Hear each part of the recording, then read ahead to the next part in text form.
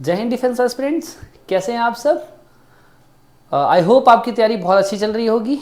कल हमने geographical series के प्रीवियस ईयर क्वेश्चंस को सॉल्व किया था। आज हम उसी सीरीज में आगे के क्वेश्चंस को सॉल्व करने की यहाँ पे कोशिश कर रहे हैं। होप आपको वीडियोस अच्छे लग रहे होंगे और आपको जो समझाए जा रहे हैं कॉन्सेप्ट वो भी समझ में आ रहे होंगे। तो चलिए शुरू करते हैं आज का वीडियो। आज हम कुछ और क्वेश्चंस को, जहां तक हमने 25 क्वेश्चन तक कल किया हुआ था, उसके आगे हम आज 26 क्वेश्चन से करने की कोशिश कर रहे हैं। चलिए शुरू करते हैं आज का वीडियो। तो पहला क्वेश्चन कहता है which one of the following river was earlier known as Vitasta. Vitasta किसको कहा जाता था?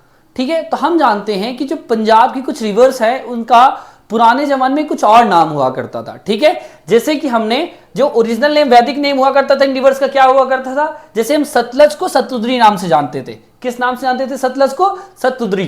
ठीक है, ठीक है। उसी तरीके से हम जानते थे व्यास को विपास नाम से, विपासा नाम से भी हम व्यास रिवर को जाना करते थे। ठीक है, रावी रिवर को पारुष्णी नाम से जानते थे। रावी को किस नाम से जानते थे हम? प्रीवियसली पारुष्णी नाम से जानते थे। चिनाब को अस्किनी नाम से जानते थे। चिनाब को किस नाम से जानते थे? अस्किनी नाम से। और झेलम रिवर को हम किस नाम से जानते थे? वितस्था नाम से जानते थे। तो वैदिक नेम है इन रिवर्स के नाम क्या है? हम एक बार और रिपीट करते हैं। सबसे पहले हमने क्या नाम लिया? सतलज रिवर। सतलज रिवर को हम किस नाम से जानते थे? तो सतुद्री नाम से जानते थे। ठीक है, दूसरा है व्यास रिवर। व्यास रिवर को हम जानते थे विपासा नाम से। ठीक है, विपास या विपासा नाम से जाना करते थे। ठीक है, तीसरा है हमारे पास रावी रिवर। कौन सा रिवर है? रावी रिवर, जिसको हम पारुष्णी नाम से जानते थे। ठीक है, नेक्स्ट जो हमारे पास आया चिनाब रिवर। चिनाब रिवर को अस्किनी कहा जाता था पुराने जमाने में या वैदिक इतिहास में। और लास्ट जो रिवर है झेलम रिवर, तो झेलम को हम क्या कहते थे? वितस्था कहते थे। क्या कहते थे? वितस्था। तो इस क्वेश्चन का आंसर क्या होगा? वितस्था को हम, वितस्था किस रिवर को क्या करते थे? तो झेलम रिवर को हम वितस्था कहा करते थे। क्लियर है? समझ में आया आपको? चलिए नेक्स्ट क्वेश्चन पे चलते हैं। लिखा हुआ river Sharda drains into the northern plains of Uttar Pradesh. Before entering into the plain Sharda is known as. Sharda को क्या कहा जाता है? तो शारदा को हम काली रिवर कहते हैं। ये वही रिवर है जिसको हम सौरो ऑफ बिहार भी कहते हैं। क्या कहते हैं? सौरो ऑफ बिहार भी कहते हैं। ये वही रिवर है जो अपना सबसे ज्यादा कोर्स बदलती है, अपना सबसे ज्यादा रास्ता बदलती है। ठीक है, ये ऐसी रिवर है जो सबसे ज्यादा रास्ता बदलती है और बिहार में मोस्ट ऑफ द टाइम से बाढ़ लेके आती है, इसलिए हम इसको सौरो ऑफ बिहार भी कहते हैं। ठीक है, तो ये है, इसका आंसर क्या है? काली रिवर। क्लियर हुआ? चलिए अगर हम यहां पे भागीरथी रिवर की बात करें तो जो भागीरथी रिवर है ये हमारी कहां से? ये गंगा की ट्राइब्यूटरी है। मान लो कि भागीरथी और अलकनंदा के मिलने से ही हमारे गंगा रिवर का फॉर्मेशन हुआ है। और ये कहां से? गंगोत्री ग्लेशियर से भागीरथी रिवर हमारी निकलती है। ठीक है, पिंडार भी हमारी रिवर है, सरस्वती भी हमारी रिवर है। नेक्स्ट हम बात करते हैं which one of the following is और are environmental effect of rotation of the earth.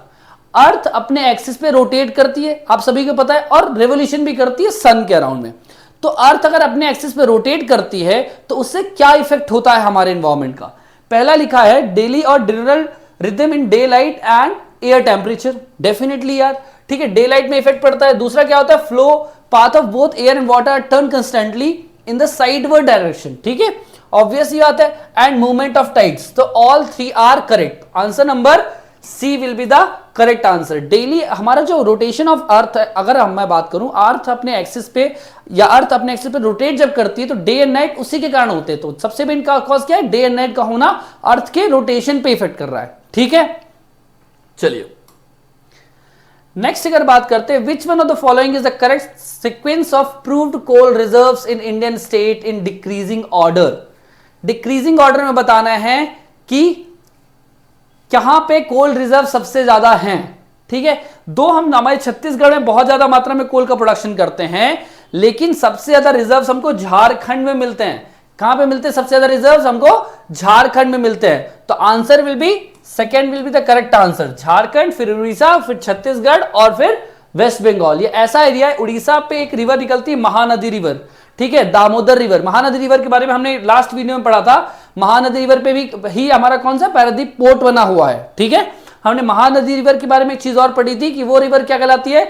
Mahanadi river पे ही हीराकुंड डैम भी बना हुआ है। क्या बना हुआ है? महानदी पे हीराकुंड डैम भी बना हुआ है। तो ये कुछ इंफॉर्मेशन थी जो महानदी के बारे में हमने देखा। हमारी दामोदर रिवर भी है, ठीक है, दामोदर रिवर जो छोटा नागपुर प्लेटिव के पास से निकलती है, और उस पूरे रीजन को Ruhr of the India region कहते हैं। Reason for the same being, क्योंकि जो कोल का डिपोजिशन हमने देखा वो पूरे उस बेल्ट में हमको देखने मिलता है। छोटा नागपुर प्लेटिव से पूरे दामोदर वैली फिर हमको बहुत अच्छी मात्रा में कोल का डिपोजिशन देखने मिलता है, ठीक है। तो इसलिए इसका करेक्ट आंसर क्या हो जाएगा? हमको answer number B will be the correct answer. Clear? चलिए नेक्स्ट क्वेश्चन बोलता है consider the following statement relating to Richter scale. अब पहली बात तो ये स्केल कौन सी है? तो अर्थक्वेक को मेजर करने के लिए हमारी जो स्केल आती है उसको हम कहते हैं रिक्टर स्केल कहते हैं। क्या कहते हैं? रिक्टर स्केल कहते हैं, ठीक है।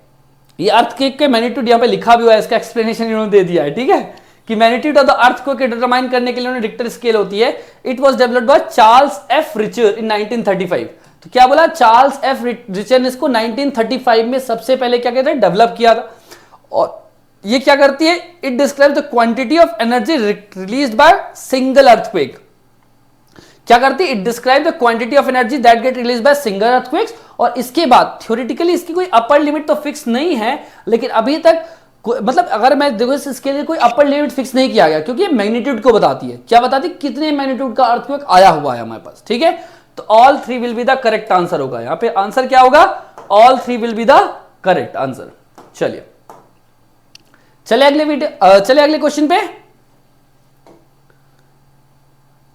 अगला क्वेश्चन कहता है which one of the following ocean current is not a cold ocean current. इसमें से कौन सा ऐसा ओशन करंट है जो कि कोल्ड ओशन करंट नहीं है? हम जानते हैं कि हमारे ओशन करंट दो तरीके के होते हैं। एक होते हैं वार्म या हॉट करंट्स, हॉट या वार्म करंट, और दूसरे होते हैं कोल्ड करंट्स। कौन से होते हैं? कोल्ड करंट्स, ठीक है।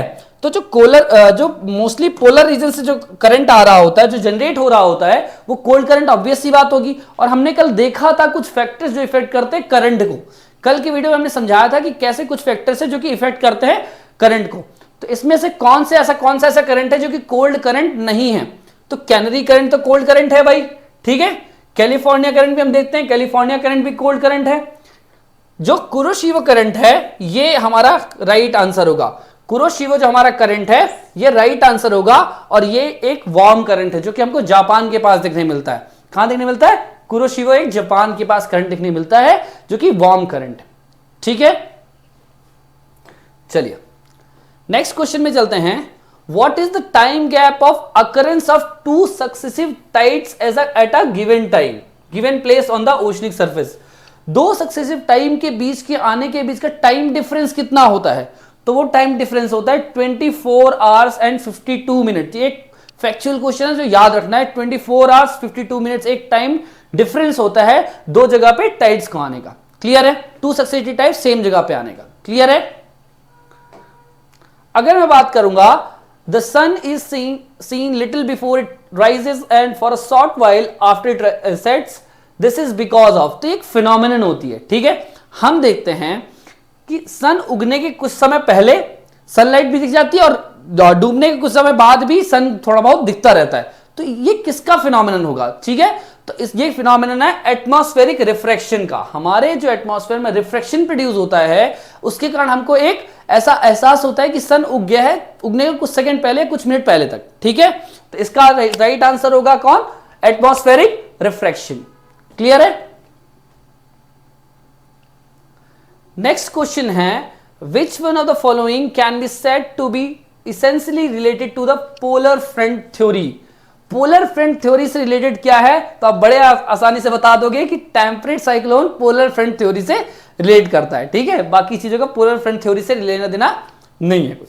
ठीक है, नेक्स्ट क्वेश्चन कहता है Brahmaputra and Indus river are antecedent rivers. अब देखिए what are antecedent rivers and super impose river. दो तरीके के रिवर के सिस्टम्स बनते हैं, एंटीसीडेंट रिवर और सुपर इम्पोज रिवर। तो एंटीसीडेंट रिवर्स क्या होती हैं?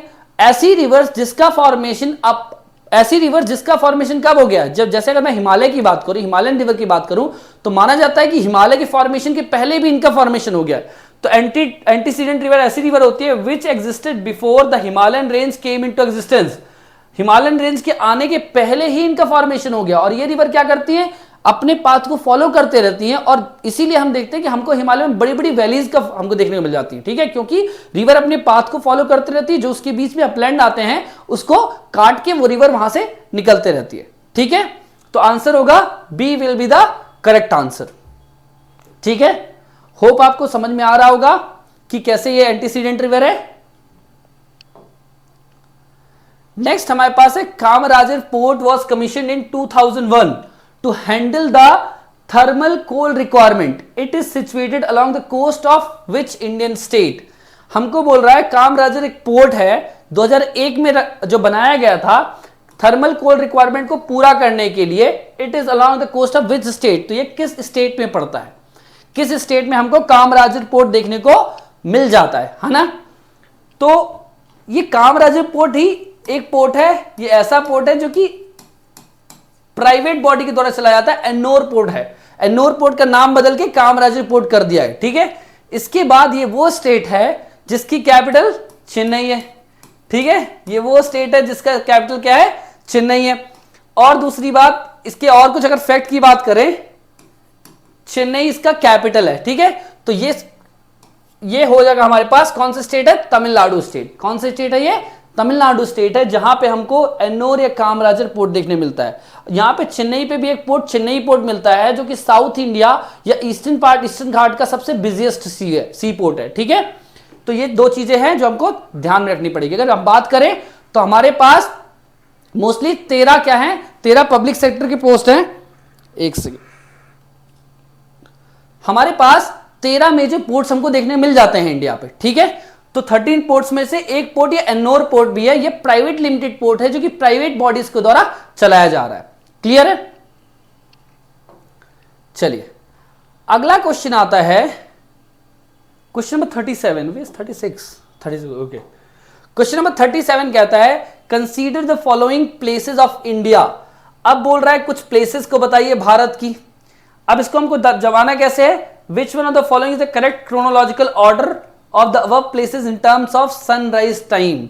सूर्य कितनी समय उगता है उससे रिलेटेड हमको क्रोनोलॉजिकल ऑर्डर में इसको जमाना है। ठीक है, तो जब अगर हम देख पा रहे हैं कि 4 हमको दिए कैपिटल्स दिए हुए हैं। ईटानगर किसकी कैपिटल, अरुणाचल प्रदेश की। इंफाल कैपिटल मणिपुर की।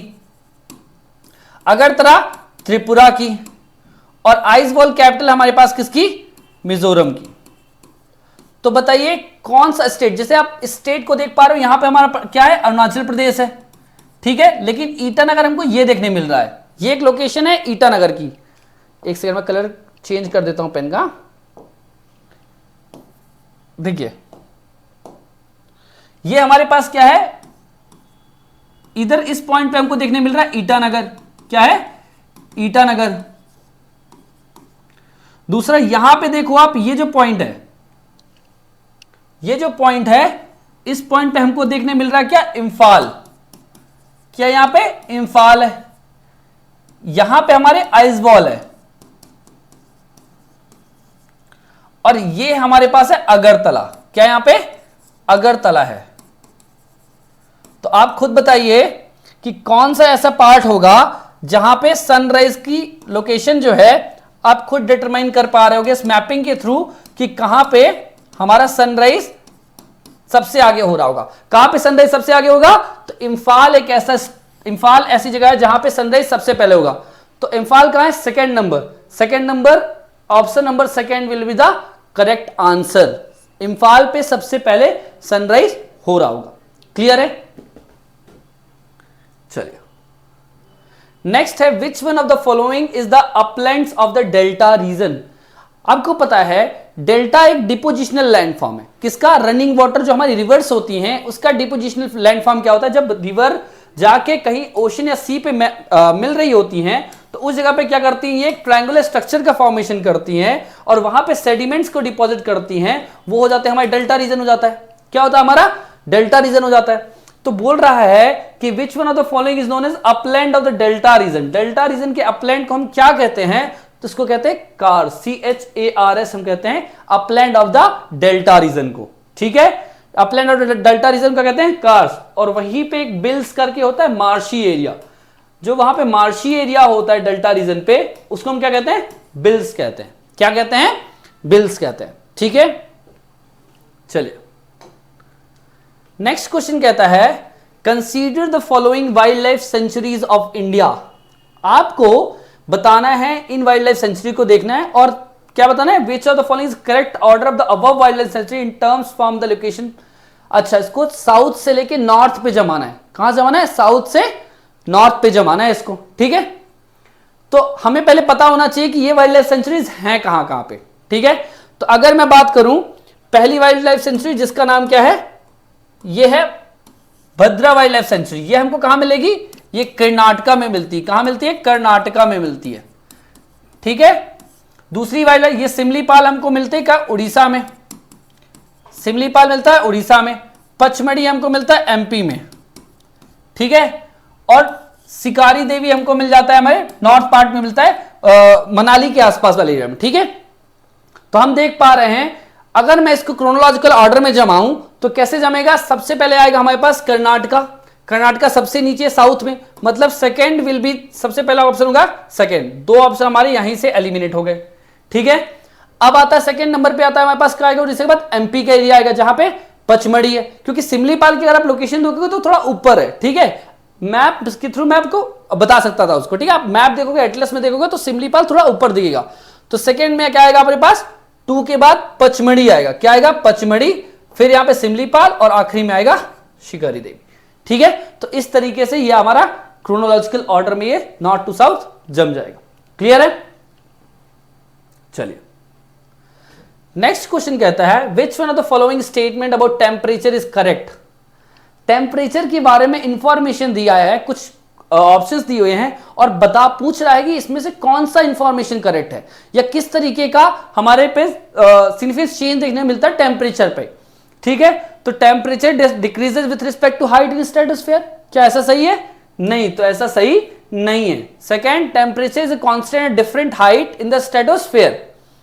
तो डिफरेंट हाइट पे टेम्परेचर कांस्टेंट रहता है स्ट्रेटोस्फीयर पे? नहीं। Temperature increases with the height, sorry क्या लिखा है? Temperature increases with height the troposphere the average rate of 6.5 degree Celsius पर किलोमीटर। देखो, ट्रोपोस्फीयर में टेम्परेचर हाइट पे जाने पे क्या इंक्रीज होता है? आप बताओ। हमने देखा हुआ है कि अगर आपकी यहां पे अगर मैंने कल के वीडियो में भी समझाया था, नॉर्मल लैप्स रेट क्या कहता है? नॉर्मल लैप्स रेट कहता है कि जब आप अर्थ के ऊपर जाते हो तो नॉर्मल क्या होता है? टेम्परेचर क्या होता है? डिक्रीज होता है। टेम्परेचर क्या होता है? डिक्रीज होता है। आप ऊपर जाओगे तो ऑब्वियस सी बात है टेम्परेचर क्या होगा? डिक्रीज होता जाएगा। तो हमने देखा कि ये भी ऑप्शन सही नहीं है, तो फिर आखिरी ऑप्शन क्या है? Temperature decreases with the height in the troposphere. Troposphere में टेम्परेचर डिक्रीज करता है एक सर्टेन हाइट पे जाने के बाद, और किस रेट से करता है? Normal lapse rate 6.5 degree Celsius के रेट से करता है पर किलोमीटर। ठीक है, होप आपको समझ में आया होगा कैसे करता है। नेक्स्ट है which one of the following is known as zone of sharp salinity change in the vertical section of ocean. तो हमारे पास कुछ टेक्निकल टर्म्स दिए हैं, ज्योग्राफिकल टर्म्स दिए हैं और पूछ रहा है किसको कहा जाता है? Zone of sharp salinity change in the vertical section of the ocean. ठीक है, तो होता है इसका राइट आंसर है हेलोक्लाइन। हेलोक्लाइन एक ऐसा है, जब हेलोक्लाइन को कहते हैं zone of sharp salinity change. आप वर्टिकल सेक्शन में शार्प सैलिनिटी का ओशन में देखना है, उसको हम कहते हैं हेलोक्लाइन कहते हैं। क्या कहते हैं? हेलोक्लाइन कहते हैं। ठीक है, अब ये फोटिक जोन क्या होता है भाई? फोटिक जोन एक ऐसा जोन होता है जहां पे लाइट, जो सनलाइट होती है सबसे पहले पहुंचती है, उसकी कहते हैं फोटिक जोन। और थर्मोक्लाइन जो टेम्परेचर डिफरेंस देखने मिलता है उससे हम क्या कहते हैं? थर्मोक्लाइन कहते हैं। क्या कहते हैं? थर्मोक्लाइन कहते हैं। ठीक है, चलिए नेक्स्ट क्वेश्चन कहता है, यहां पे रिवर बेसिन कुछ दिए हुए हैं और कुछ टाउन का नाम दिया है कि कौन से रिवर के किनारे कौन सा टाउन बसा हुआ है। ठीक है, तो ऐसे क्वेश्चन को हम कोशिश करेंगे एलिमिनेशन के थ्रू कर दें ताकि हमारा टाइम भी वेस्ट नहीं होगा और मैच द कॉलम जल्दी सॉल्व भी हो सकता है। जैसे अगर मैं देखूं तो भागीरथी रिवर की मैं बात कर रहा हूं। भागीरथी रिवर आप जानते हो किसके किनारे बस, भागीरथी रिवर के किनारे कौन सा टाउन बसा हुआ है? तो उत्तर काशी बसा हुआ है। क्या बसा हुआ है? उत्तर काशी। मतलब फर्स्ट का आंसर 3 होगा, 2 तो नॉर्मली एलिमिनेट हो गए। फर्स्ट का आंसर क्या हो गया? 3 हो गया, 2 नॉर्मली एलिमिनेट हो गए। नेक्स्ट बोलता है अलकनंदा के किनारे, तो अलकनंदा के किनारे पौरी ये टाउन बसा हुआ है, इसलिए सेकंड का आंसर क्या होगा 4 होगा। सेकंड का आंसर क्या होगा 4। सेकंड का आंसर क्या हो गया 4। और इस तरीके से हमने दो ऑप्शन को बस एलिमिनेट करके ऑप्शन बी में करेक्ट आंसर हो जाएगा। यहां पे हमने नॉर्मल निकाल लिया आंसर। ठीक है, चलिए option number second is the correct answer. Next चलते हैं। नेक्स्ट, अब यहां पे कुछ लोकल विंड्स का नाम दे रहा है, कुछ लोकल विंड्स है और किस जगह पे ये लोकल विंड चलती हैं। तो सेम एलिमिनेशन मेथड लगाते हैं और देखते हैं लोकल विंड्स क्या होती है, जो कि एक स्पेसिफिक एरिया पे एक स्पेसिफिक टाइम पीरियड पे चल रही होती है। ऐसी विंड्स को हम लोकल विंड कहते हैं। ठीक है, तो पूछ रहा है कि लोकल विंड्स किस प्लेस में चलती है, कौन सी लोकल विंड किस जगह की है। तो आप जानते हो यामो जो लोकल विंड है कहां की है, तो हम जानते हैं यामो लोकल विंड हमारी जापान की है। कहां की है, जापान की है यामो लोकल विंड। तो हमारे दो ऑप्शन तो यूं ही एलिमिनेट हो जाते हैं, फर्स्ट और सेकंड। ठीक है, सेकंड आएगा ब्लैक रोलर। अब ब्लैक रोलर कहां है भाई, तो ब्लैक रोलर हमको नॉर्थ अमेरिका देखने मिलता है। कहां देखने मिलता है ब्लैक रोलर, नॉर्थ अमेरिका में देखने को मिल जाती है। सेकंड का आंसर 4 होगा। तो option number C will be the correct answer. देखिए एलिमिनेशन मेथड के थ्रू अगर आपको पता है 2 से 3 चीजों तो इजिली आप क्वेश्चंस को सॉल्व कर सकते हो, इजिली आप क्वेश्चंस को मतलब सॉल्व कर सकते हो कम टाइम में। ठीक है, कोशिश कीजिएगा आप एलिमिनेशन के थ्रू कर पाए क्वेश्चन को। ठीक है, हाँ, लेकिन अगर आप श्योर शॉट है तभी ऐसे कीजिएगा। नेक्स्ट है माजुली आइलैंड। अब ये माजुली जो है ना एक डिस्ट्रिक्ट भी बना हुआ है। माजुली आइलैंड किस रिवर पे बना हुआ है ये बताना है हमें। तो भैया माजुली आइलैंड बना हुआ है ब्रह्मपुत्रा पे। कौन से, ब्रह्मपुत्रा पे, आसाम पे ब्रह्मपुत्रा रिवर पे माजुली आइलैंड बना हुआ है। ये एक डिस्ट्रिक्ट भी है। ठीक है, और ये कैसा होगा आप समझते हो कि ये डिपोजिशन करके हुआ होगा, रिवर सेडिमेंट लेके आई होगी, उसका डिपोजिशन होता रहा होगा और वहां से किसका फॉर्मेशन हो गया, माजुली आइलैंड का फॉर्मेशन हो गया। किसका फॉर्मेशन हो गया, माजुली आइलैंड का। किसके थ्रू हुआ, डिपोजिशन ऑफ सेडिमेंट्स के द्वारा। क्लियर है, समझ में आ गया। चलिए नेक्स्ट क्वेश्चन है, which of the following type of cloud is characterized by continuous precipitation. कौन सा क्लाउड है जो कंटिन्यूअस प्रेसिपिटेशन लेके आता है। ठीक है, हम जानते हैं क्लाउड 3 तरीके के क्लाउड होते हैं, लो लेवल क्लाउड होते हैं, मिडिल लेवल और हाई लेवल पे क्लाउड होते हैं। तो ऐसे क्लाउड जो लो लेवल पे होंगे ऑब्वियस सी बात है ज्यादा प्रेसिपिटेशन कर रहे होंगे। तो लो लेवल पे भी कौन सा क्लाउड, तो ये जो क्यूमुलोनिम्बस क्लाउड है, कौन सा क्लाउड, क्यूमुलोनिम्बस क्लाउड है, वो सबसे ज्यादा अमाउंट में प्रेसिपिटेशन करता है। तो इसका राइट आंसर क्या होगा, क्यूमुलोनिम्बस क्लाउड। ठीक है, चलिए नेक्स्ट जो क्वेश्चन कहता है major port location, major port है और उसकी लोकेशन दिया है। अभी हमने पोर्ट से रिलेटेड एक सवाल किया था। ठीक है, हमने कौन सा, कामराजर पोर्ट सॉल्व किया था। लास्ट वीडियो में हमने एक पैरादीप पोर्ट को देखा था।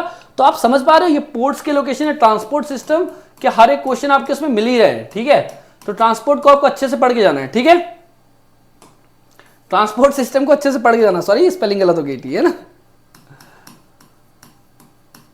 ट्रांसपोर्ट सिस्टम का आपको पढ़ के जाना है, इससे क्वेश्चन पक्का मिलने वाला है आपको। ठीक है, चलिए क्या हुआ, लिख रहा है मेजर पोर्ट और उसकी लोकेशन बता रहा है। सबसे पहला पोर्ट है कोलकाता पोर्ट।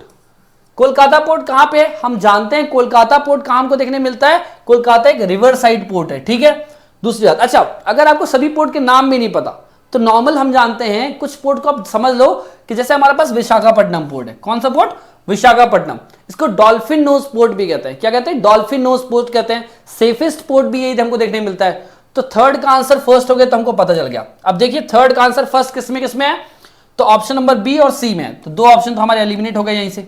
ठीक है, नेक्स्ट, अब मैंने कल भी बताया था पैरादीप पोर्ट। पैरादीप पोर्ट किस रीजन में बना हुआ है, डेल्टाई रीजन में बना हुआ है। कहां बना हुआ है, डेल्टाई रीजन पे, और ये है कहां पे, उड़ीसा पे है।